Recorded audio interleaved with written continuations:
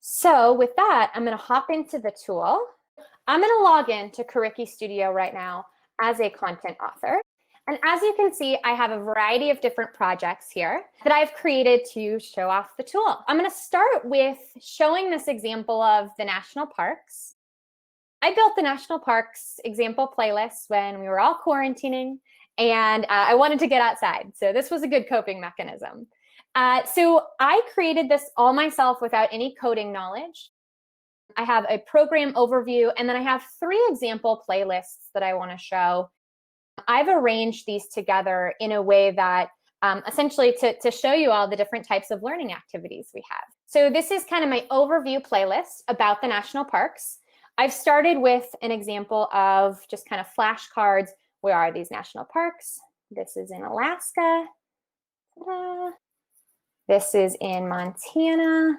And then as you can see, even though Zion National Park is in Utah, I'm going to write that it's in Arizona. Womp womp. All of these things, the green checkbox, the red X, the do I want students to be able to progress through, these are all customizations that I've made in creating my learning playlist. So we provide these opportunities for instructional designers to customize as much as they want, or I can just kind of grab and go use the tools and activities out of the box exactly how I want. Here's an example of a timeline activity type that I thought was interesting, taken from what used to look like this page and turned into this page. There's opportunities for links, photos, videos. Really thought that this was cool to build background knowledge of how our national parks were built. Here's an example learning activity type that has students drag and drop and arrange these in a sequence. In this example, it's the different animals of the season. I can then check how I did. I've awarded points. I can show a timer, how many moves I made. Again, all of these things are different ideas of ways that I can customize this. Here's an example, drag and drop, before and after photo. And then here's an example of kind of just a brass tacks. Let's put some content and information and then ask assessment questions, awarding points. And then this is our interactive video example. Video is such a great modality, whether it's a teacher, recording a video of him or herself using, with instruction, or finding something online. If you'll notice with this interactive video, I have these little dots at the bottom. In these dots, I've chosen a part of the video where I want the student to interact and engage. So I've decided to ask a question and stop the video. These different questions that I've added could be fill in the blank, multiple choice, write an essay. So as students are consuming content, they can be engaging with the content, answering questions, or even taking notes in a way that then they can use for later. One more quick example of a learning activity type. It's kind of fun. A hidden words, find the blank. Great for vocabulary. Check off the words. So you've seen kind of an example of the wide variety of different activity types. Why don't I now show you how I made this? Here is my example playlist. I'm going to start, just kind of show you from scratch. Exploring National Parks demo. I'm going to upload a program image here and then add a description. So I've got my demo, National Parks. I'm now going to go into build and I can create playlists. So as you saw from my example, I have a general Exploring Parks playlist. And I have one on Yosemite National Park. And then I have one on Glacier National Park. You know what? I actually want to put Glacier first.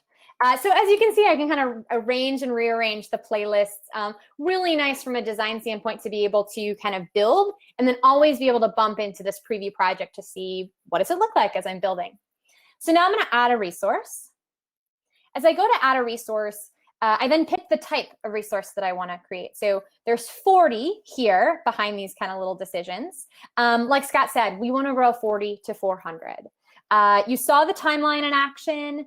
I'm going to show you how I created an interactive video as an example. Exploring Yosemite. I will upload an image. And then I can tag this by subject and education level. Wildly helpful for if you do want to distribute this through a learning management system to help teachers find that content that you've published or created. I then continue. I'm going to name my video, Exploring Yosemite. I then can add a video. I can upload a video, or in this example, I'm just going to take from a YouTube link, insert that. I'm going to add interactions. So this is where I can find key moments of this video where I then want the learner to lean in and engage with me. So I could do text, chart, link them off, put an image, etc. In this example, I'll show you an example true-false question.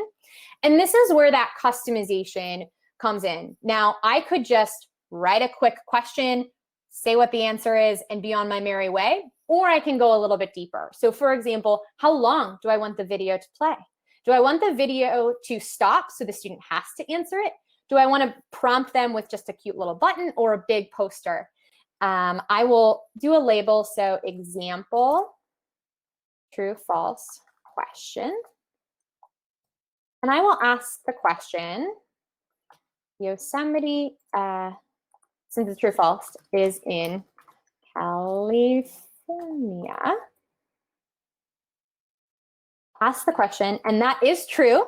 Now I can say, all right, should I add some behavioral settings? Do I want the student to be able to retry? Do I want to show them to be able to see the solution? How do I want to give them feedback if they get it correct or wrong?